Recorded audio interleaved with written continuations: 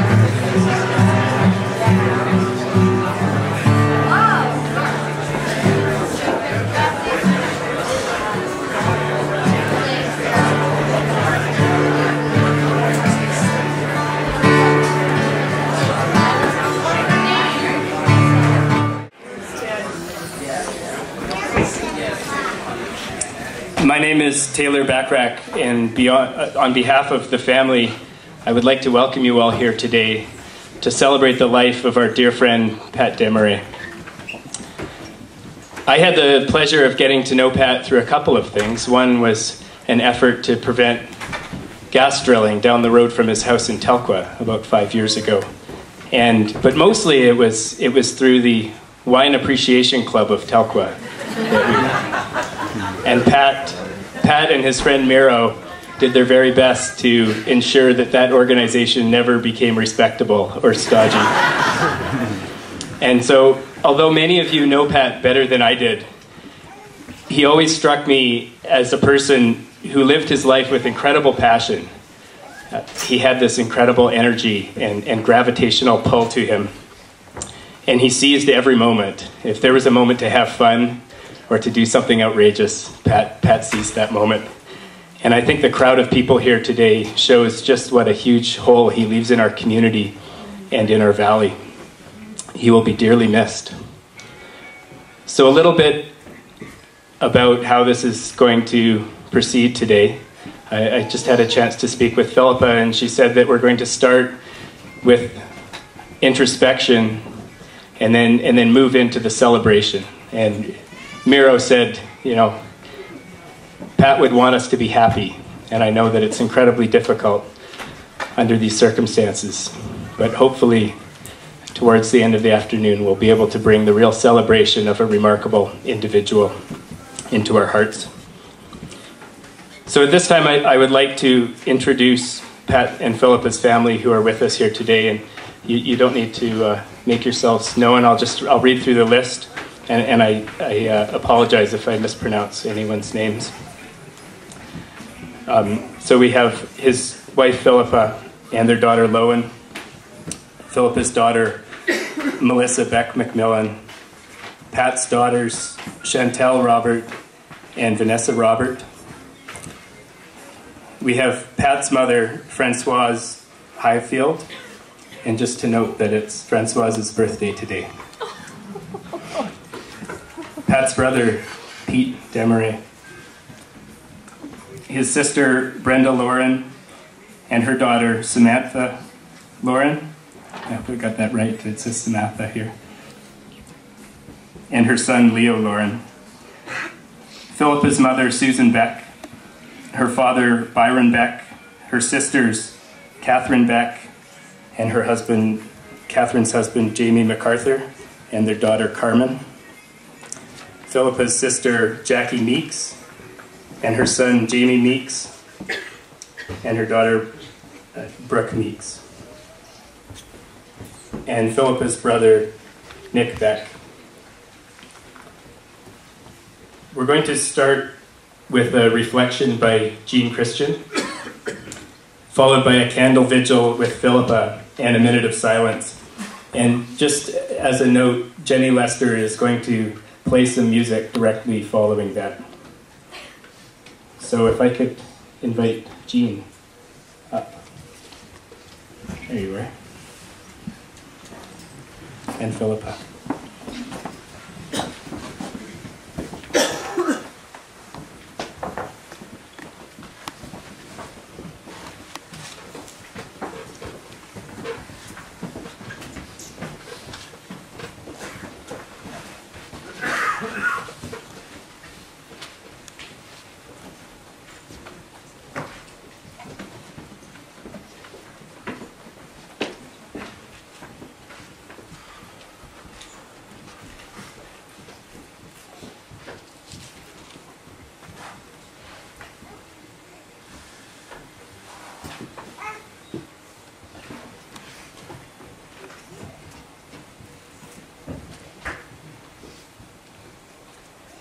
So I'm always so impressed with speakers like Taylor that don't have it written down in front of them and can just speak directly. Today I've written my reflection, just to ease the way into a very powerful time and to make sure I've said what I want to say. Our love for Pat and Philippa and their family has brought us here together today. We are pulled from our hearts to be this community around Philippa, Lowen, Melissa, Chantal, Vanessa. This event is charged with the power of our love. And all here will remember this afternoon and what it brings. What even to call this? A celebration of life, a memorial? It's beyond words, really. I'm choosing to call it a gathering of love in the name of Pat. My part here today is to lead us into a reflective sacredness, to draw our awareness more clearly and deeply into our heart, into our inner solitudes, into our presence. Pat has come to our retreats that Philippa and I do. And so we know him, as this just fun-loving, very, very jovial person. But in retreats, in silence, Pat was very pure. He was so pure, so deep. He understood the silence. He understood the meaning of what we were doing. And so it was important to Philippa that we start today on the inside, that we start with the honoring of that, the sacredness and the silence that Pat understood and shared with Philippa.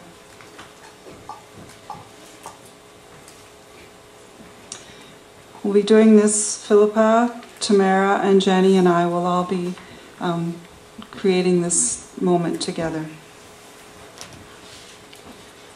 As people in this world, this very physical world, we relate to each other by face, by voice, by actions, by words, touch, and gestures. We look outwards to the persons around and to how they look, what they do, how they sound, what they say.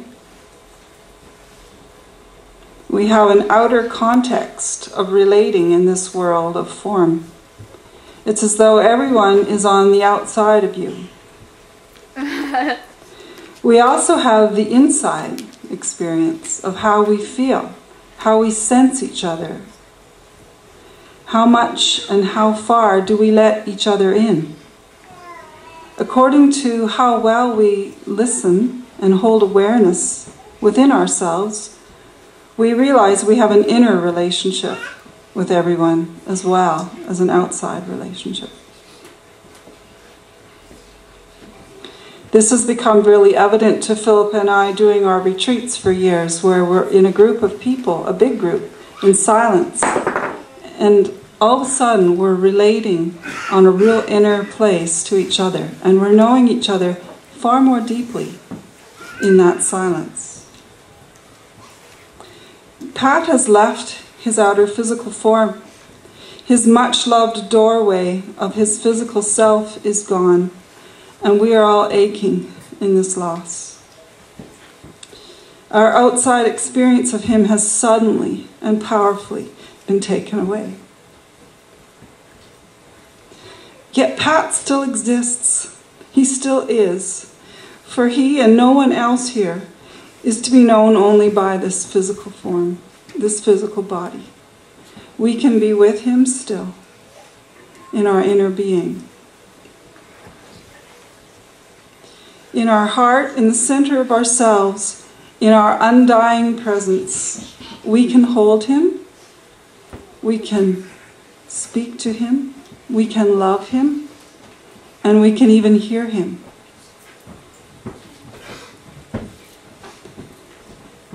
To follow the love that you have for Pat, to follow the love you have for anyone, is to have that inner relationship. To follow the love, this deep love, for it will lead to him, and it will find him, it will bless him, and it will guide him. He is in a process too. And we are part of that. He's not gone. We will hold silence together, closing our eyes, moving our awareness to our inner being, where our love arises.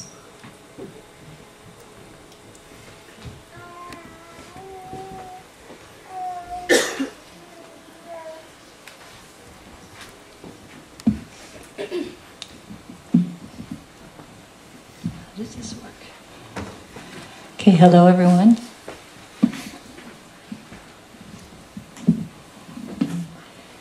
And thank you for being here with us and Pat.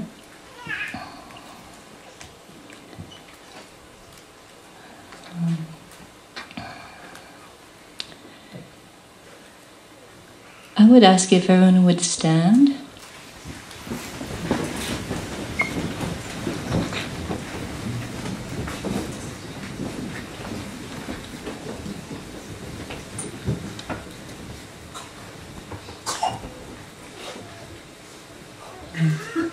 Jean mentioned the retreats. There's a thing we do at the retreats called Namaste. Some crazy word from a different country. I'd never been there.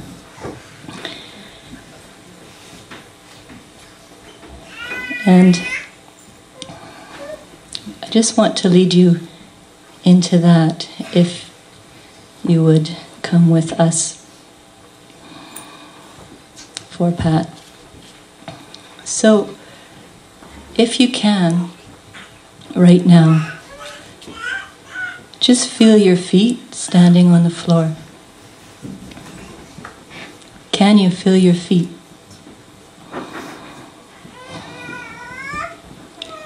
Can you feel your spine, your backbone that will carry us, that will carry me? We will keep walking.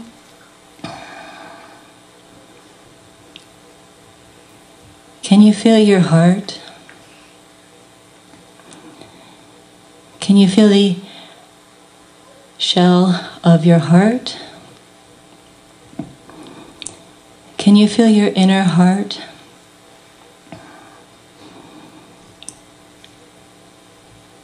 Can you feel the top of the head? Can you feel your feet, your head? The ground, the solid mountain that carried Pat away, the mountains that we love that bring us here and keep us here. The air that he traveled through. Can you feel it all? How can we hold all of this beauty and this terror?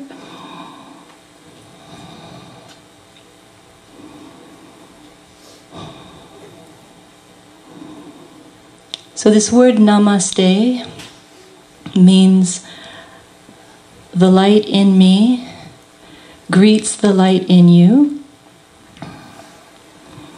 And when I am in that place, and you are in that place, we are one. And what we do is you can say namaste to yourself. I would just like you to take your hands just over your heart for one moment.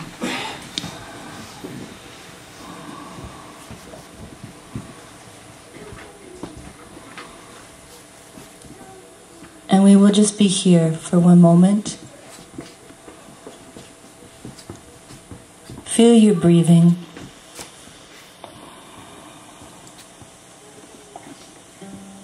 Feel the silence.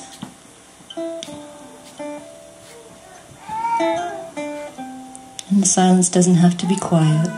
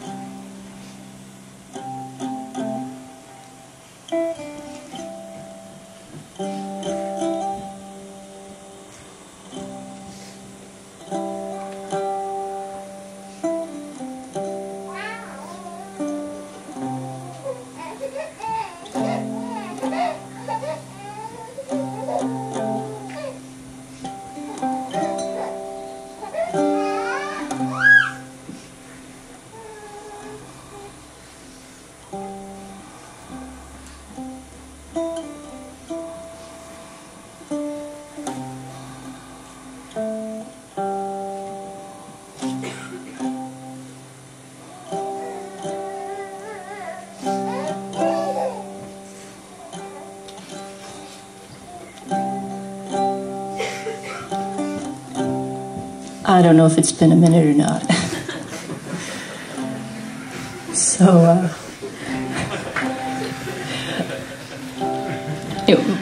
So I just want to do one more thing. And this thing that we do, it's probably going to cause a ruckus or some moving around. But so when we do Namaste, you look into another's eyes and just look deeply for a moment and take that moment to look very deeply and to see the good in that person.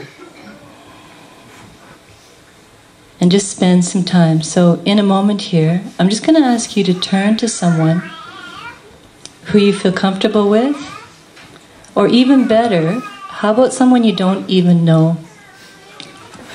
Someone who you don't often spend time with. And just find that light that was the light that Pat brought, and it's also the light that we all have inside ourselves all the time. And I just want you to find someone, turn to them, and look deeply in their eyes. And you can say, Namaste. I see the light in you. You can say, I love you. You can say whatever the hell you want. Thank you. Oh, and you can give each other a hug too, by the way.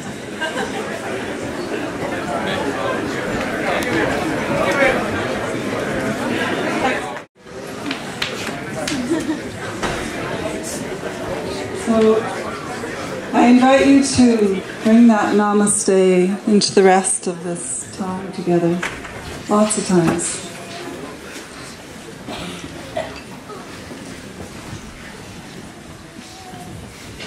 We have a candle table over near the wall, and Tamara and I have created this candle ceremony. I'd like to just teach for a moment of what it is, and then Tamara will speak on how to use the candle table. Death takes away and death gives. It is most easy to recognize the loss, the tearing takeaway that death is. We must honor this pain in ourselves and each other for how it is lived and expressed. But death gives equally, if not more. There are many wondrous gifts of healing and growth that can occur in the wake of death. I ask you to look for those gifts and for those wonders that may be occurring in the wake of Pat's death. To let the power of this event push us forward into more beauty. I believe this honors our precious brother the most. So I'd like to invite Tamara to come.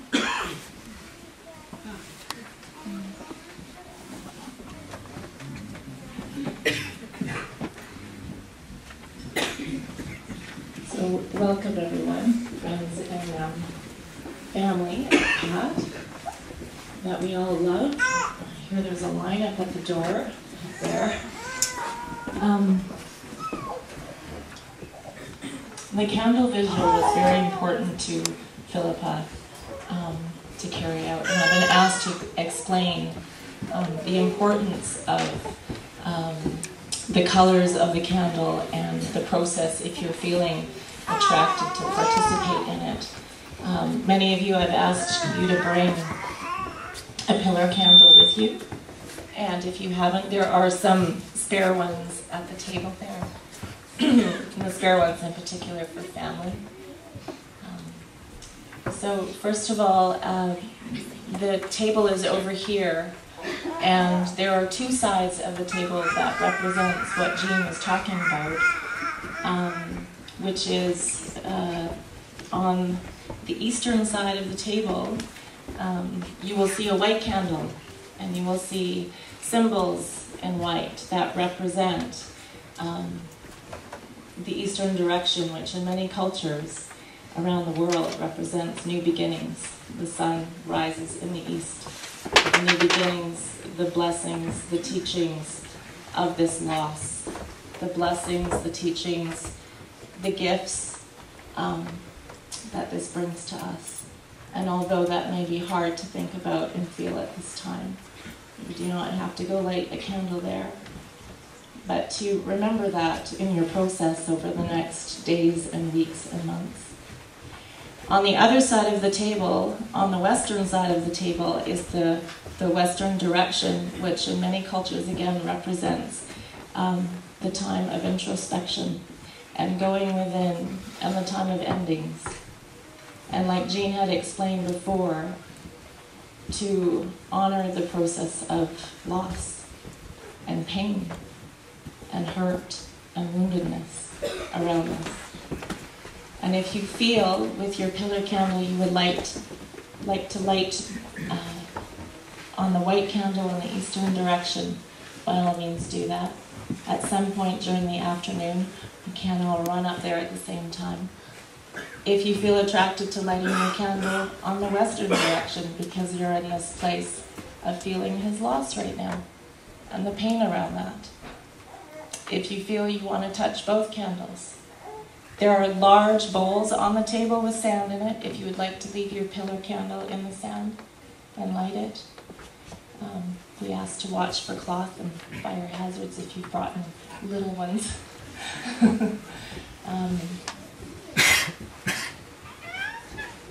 So again, the light candle in the east. Pat's ashes will be on that table. We ask that you treat that table respectfully. And I'd like to close there. And thank you for your time. So at any point during the afternoon, you can go and do that and have that moment of reflection to yourself. So namaste. Thank you. I'm going to go light the candles right now. Awesome. Oh, you should get back.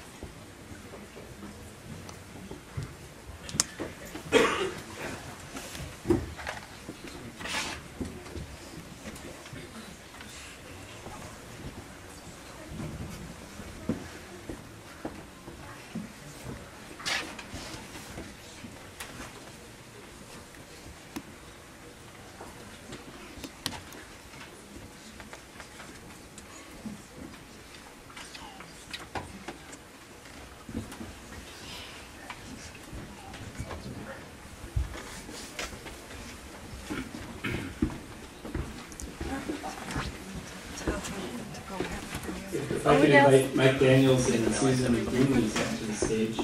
Mike and Sue are going to share some reflections on Pat's history. Are Mike and Sue around?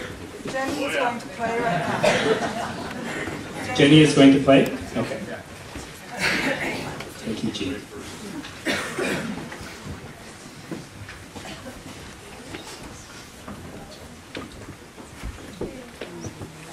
Phone call this afternoon from a very special lady who wanted to be here and to be in this spot doing a song for Pat. But she couldn't make it because the roads are a little dicey and Rochelle Van Zanten comes from Francois Lake. So it was a bit too risky, and she